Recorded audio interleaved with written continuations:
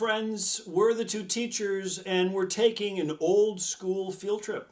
Today's trip is to the classic Seven Wonders of the World. Oh, Andy, look ahead there. I see one of my favorites, the lighthouse at Alexandria. Of course it is. You know, when I see the lighthouse of Alexandria, it makes me wonder. It makes me wonder about what lighthouse we look to for guidance. And Andy, one of my favorites, the 14th Amendment. The guiding principles of the 14th Amendment, particularly the Due Process Clause and the Equal Protection Clause. Some people call the 14th Amendment our second constitutional convention. We were drifting, we were wandering, we had prejudice, we had slavery, for goodness sakes. We had differences between states and how they enacted our basic fundamental liberties. And Andy, the 14th Amendment addressed all of those issues. Certainly a post-Civil War amendment. We knew that with the end of slavery, the ratifiers of the 14th Amendment knew that African Americans particularly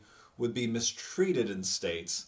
And so we have this 14th Amendment with its Equal Protection Clause, which has been key in eliminating segregation. And for instance, in the Supreme Court case, Brown versus Board of Education, eliminating segregation in public schools, but also that Due Process Clause extending civil liberties. Andy, we worried that federalism was coming to the wrong conclusion. That federalism, the separation of powers between nations and states, went too far. You had states that were clearly violating those fundamental principles, free speech, free press, free religion. Andy, the 14th Amendment addressed that, and some would argue it weakened our sense of government. Andy, for me, the 14th Amendment is a lighthouse. Well, the 14th Amendment is a lighthouse in that it guided states to make sure that they were incorporating most of the Bill of Rights, starting with the First Amendment right to free speech. In that case of Gitlow versus New York from the 1920s was the first time the Supreme Court told state governments,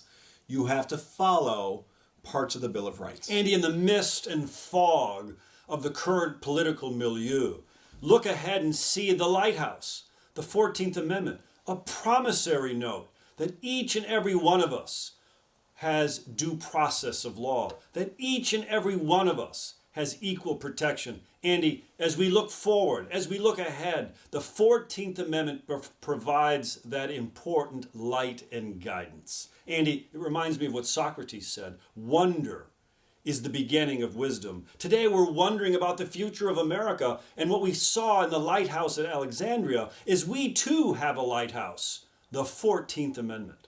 We're the two teachers. No fancy words. No fancy suits. Plain talk about issues you need to know. Just in time.